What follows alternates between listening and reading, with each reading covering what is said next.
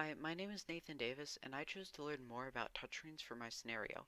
Things like how they work, what they're made of, and just their overall history.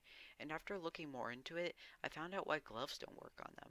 Over time, touchscreens have evolved and gotten better, with more features being added to them, such as multi-touch and pressure sensitivity. The kind we're most familiar with uses an electric field, and believe it or not, some of the earliest touchscreens were actually this kind.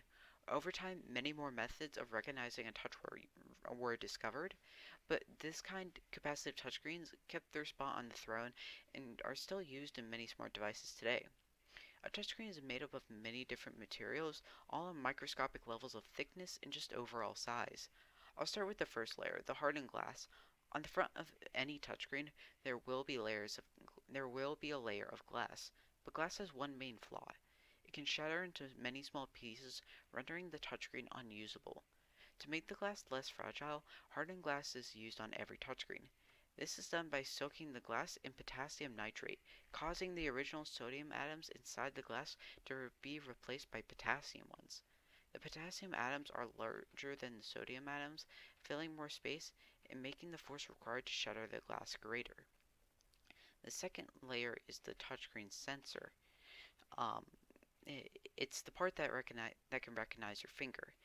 It's made up of three parts: the top grid, the clear insulator, and the bottom grid.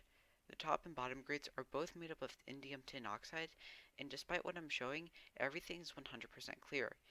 Each grid is shaped so that each segment is a diamond, like this. However, the insulator is one solid layer. The top ins the top layer is made up of rows, and the bottom layer is made up of columns. If electrons are built up on the bottom layer, a negative electric field is created, and negative charges are built up on the top layer. The insulator keeps the electrons from moving from the bottom layer to the top one. When your finger comes to touch the screen, it intersects the electric field. This causes the negative charges to move from the top layer to your finger. This is what is recognized as a touch. It is also why gloves cannot be used on a touchscreen. The material of the gloves intersects the touchscreen too much, and so the negative charges simply don't move. The touches get recognized by scanning the negative charges in a pattern.